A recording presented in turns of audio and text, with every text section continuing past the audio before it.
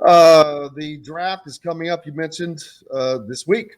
It's that time, man. It's going to Hmm. happen. What are your thoughts on the Pacers, Trace Jackson Davis, Jalen Hood-Schifino, et cetera, et cetera?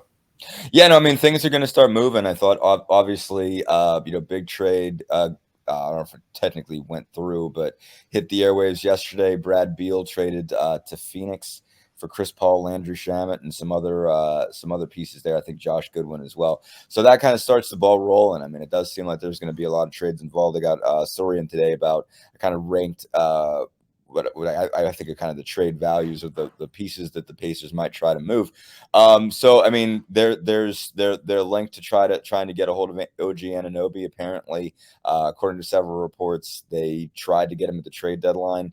Couldn't necessarily move it then. I think there's a chance that if Toronto would be willing to do it, they might be willing to move the 7 because they're obviously looking to get, really their most likely targets right now are two defensive minded forwards. And it's like, well, if you're really looking for somebody to become OG Anunoby, why not just go get OG Anunoby? So there's a chance that might happen. Don't know exactly what Toronto is commanding for that. If the Pacers are willing to give up the 7 or not.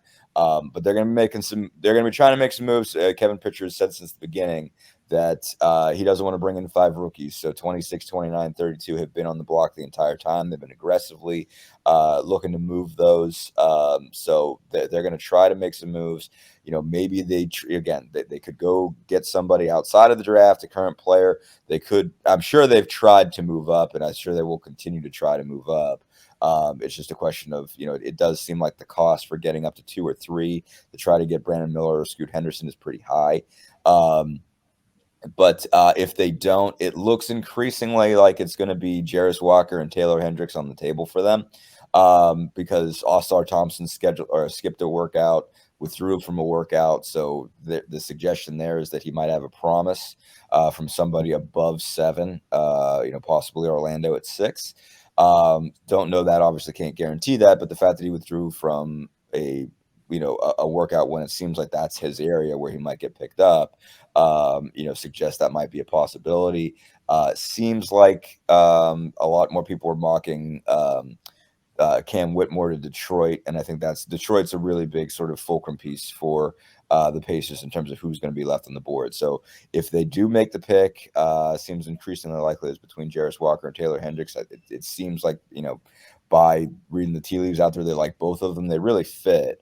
Both, again, defensive minded forwards who can defend multiple positions, can get out on guards and keep them in front of them, can both block shots at the rim.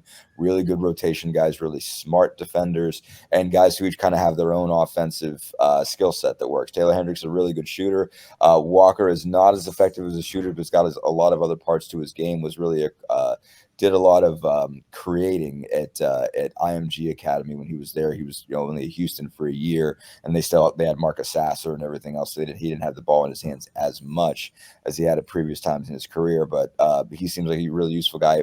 If it comes down to those two, it's a tough call. But if it does come down to those two again, the Pacers need some defense, and both of those guys can bring it. Trace, I keep seeing him, move up a little bit. I mean, don't see his name before 22, 23, but does seem like he'll safely be in the top 35 based on where he's being mocked up. But there's a lot of variance once you get to about 11. Again, you're seeing, these mock drafts, you kind of trust the, just the expertise here, but there's going to be a lot of moving parts from that point on. It seems like Hood-Schifino is more steadily showing up in the top 15, and I think he's probably the maybe 3rd or 4th best lead guard after Scoot Henderson being 1, Amon Thompson probably being 2, actually probably 4th, Anthony Black.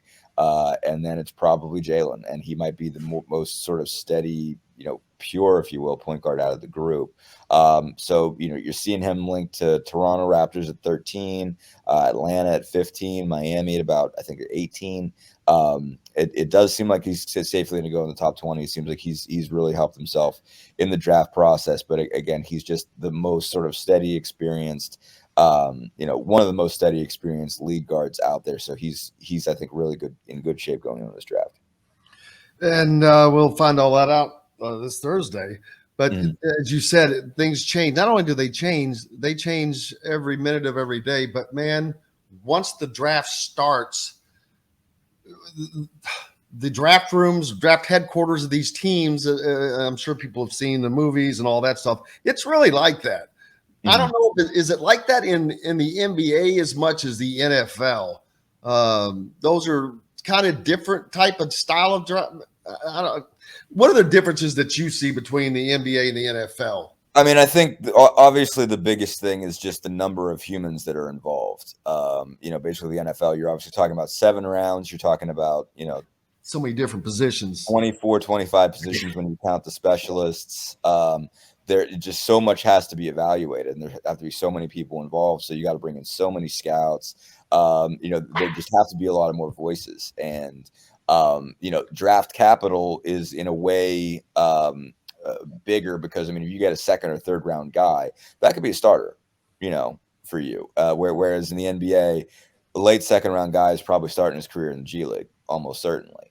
And so, there's a lot of moving parts, but also on the flip side, while there's not as many guys that you have to evaluate, as many positions as you have to evaluate for and make all those decisions on a positional level, you also have more international scouting involved. Obviously, you have to be able to know, how good is this guy that played this year in New Zealand who's from France?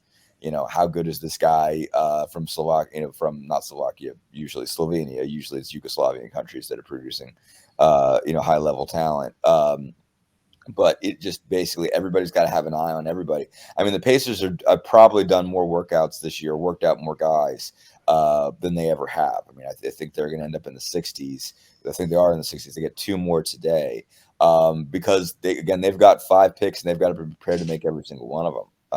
And so it's still a significant haul. It's just, again, like the positional difference in football, just with positions just being more specific, basketball being increasingly positionless, changes the dynamic and on some level makes it easier, but you do still have to, there's just there are just so many basketball players, out there in the world, and you've got to know who really fits and who does what you want.